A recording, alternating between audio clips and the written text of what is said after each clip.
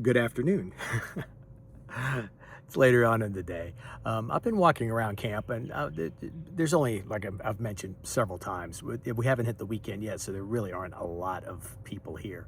But I have, been able to chat with a couple of the people that are actually staying, and two of them are full-time dwellers like myself.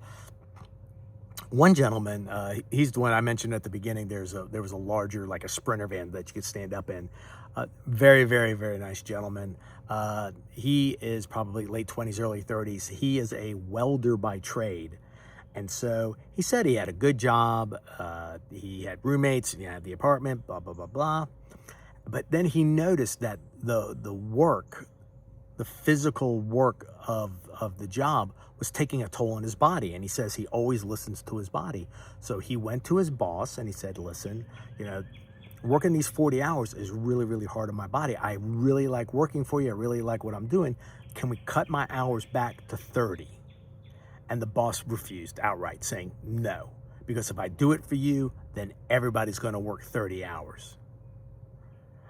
So, in my mind, once again, being from corporate, it's like just hire one or two more people, then you've got two more people, but so he said, okay, fine. And he gave his 2 weeks notice. So now what he does to tighten the budget was one, to start living in a van.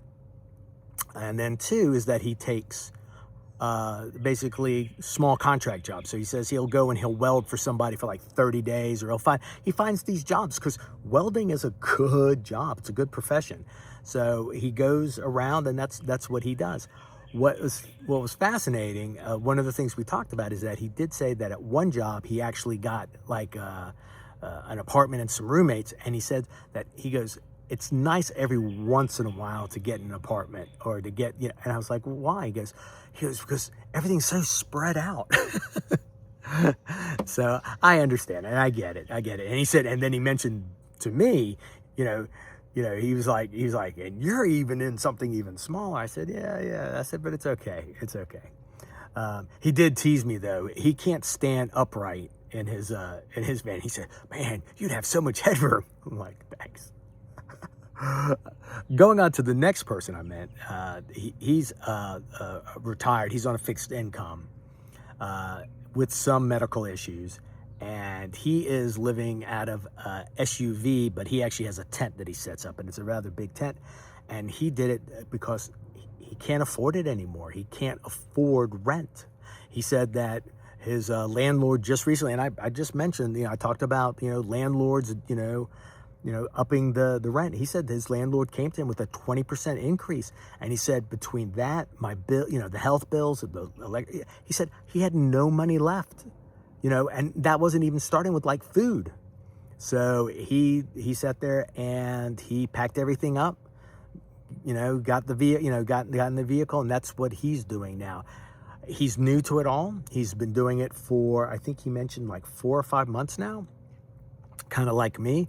But I felt once again, I was very thankful that I was able to help him. So I showed him things like iOverlander.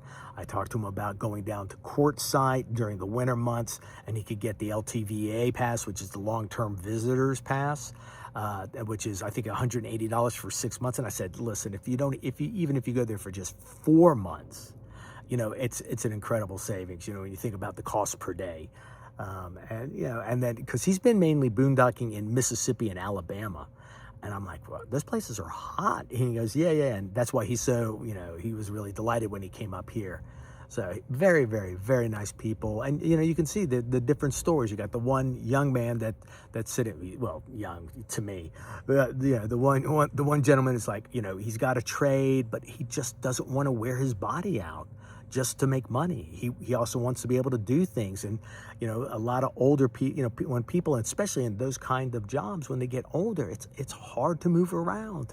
It takes these hard labor jobs. They pay great money, but they really do wear the body out. And as for the other gentleman being on a fixed income, it's hard to make things, when, it's hard to make ends meet when, you got landlords that can just, they up the rents, whatever happens.